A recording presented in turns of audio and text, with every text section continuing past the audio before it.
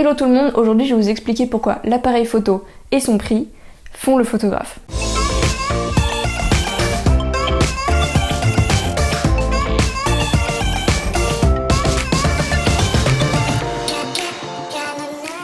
Oui, vous avez bien entendu. Alors, c'est un sujet qui va peut-être faire débat. Si vous voulez vous lâcher dans les commentaires, n'hésitez pas, mais s'il vous plaît, regardez bien la vidéo en entier avant de le faire. Je pense qu'il faut arrêter de dire l'expression « l'appareil ne fait pas le photographe ».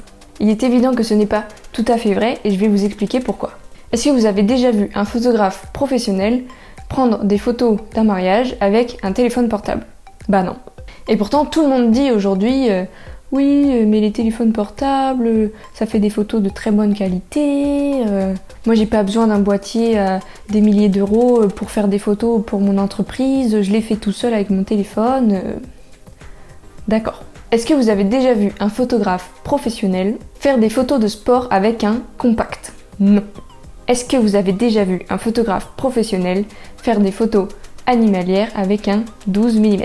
Dans certains cas, oui, mais globalement, non.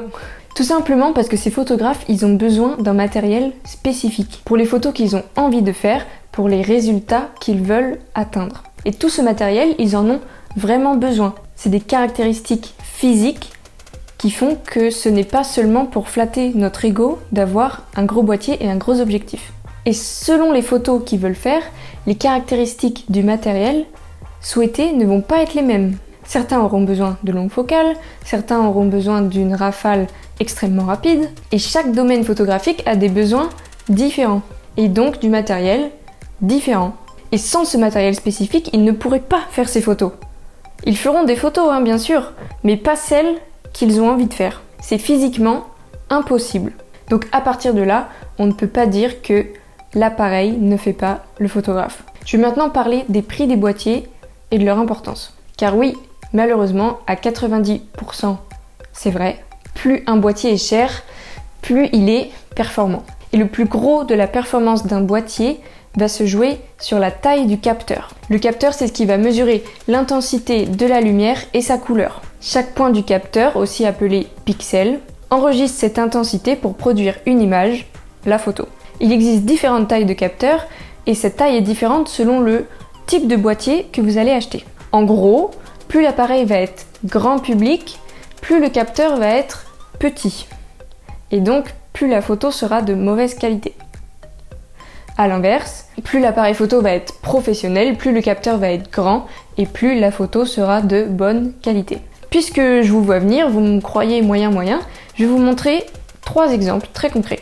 Je vais prendre 3 photos avec 3 appareils différents. Ici, j'ai pris une photo avec mon téléphone qui est un iPhone 8 à environ 500 € avec un capteur 1/3 de pouce. Ici, la photo est prise avec un Sony A6300 qui coûte environ 1200 € avec l'objectif pour un capteur APS-C. Et ici, la photo est prise avec un Canon 5D Mark IV qui coûte environ 3000 € avec l'objectif pour un capteur 24-36.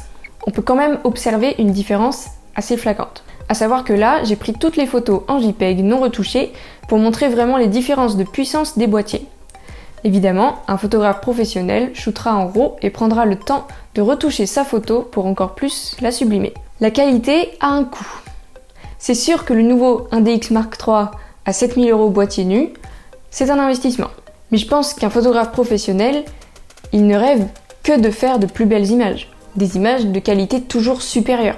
Alors un photographe qui n'a pas un boîtier 24-36 et qui se dit professionnel, je serais vous, je me méfierais un peu. Soit il n'a pas la notion de l'importance de la taille du capteur dans le rendu de l'image, et là, il a beau se dire professionnel, j'y crois pas trop. Soit son entreprise n'a pas les moyens de se payer ce genre de boîtier. Et là, soit il débute dans l'entrepreneuriat, soit il a un business model qui ne lui permet pas de faire des investissements, et donc qui est moyennement professionnel. Alors cette expression, l'appareil ne fait pas le photographe, qu'est-ce qu'elle veut dire au fond? En fait, elle veut dire qu'il ne suffit pas d'avoir un bon appareil photo pour être photographe. Parce qu'être photographe, c'est avoir un regard, c'est composer son cadre à sa façon, c'est avoir des idées et pas juste appuyer sur un bouton. C'est aussi être un technicien, parce qu'un photographe pro, il ne met jamais son boîtier en automatique. Il explore les moindres réglages de son boîtier, il les connaît sur le bout des doigts pour faire l'image qu'il souhaite. Il connaît parfaitement les règles physiques de la photographie et il les applique à la lettre. Il sait donc exactement quel réglage d'expo faire pour quelle situation. Et il connaît tellement bien son boîtier qu'il est capable de le faire en quelques fractions de seconde. Conclusion, voici 3 raisons qui résument pourquoi l'appareil fait, en partie, le photographe. Un boîtier a des limites techniques et physiques qui influencent la qualité de rendu d'une photo. Parce que la connaissance des réglages manuels pour faire une bonne photo est primordiale. Être photographe, c'est un apprentissage sur le long terme et c'est la maîtrise parfaite de son propre boîtier pour être réactif en toute situation. Même si un photographe c'est une part de talent et de vision artistique, on serait bien emmerdé si demain on devait faire un shooting animalier ou un shooting de sport avec une GoPro. Alors, il faut plus qu'un bon appareil photo pour être photographe, mais le choix du boîtier fera toute la différence dans le rendu final. J'espère que ce sujet vous fera débattre en commentaire, j'ai hâte de vous lire. En attendant, portez-vous bien et déclenchez l'émotion!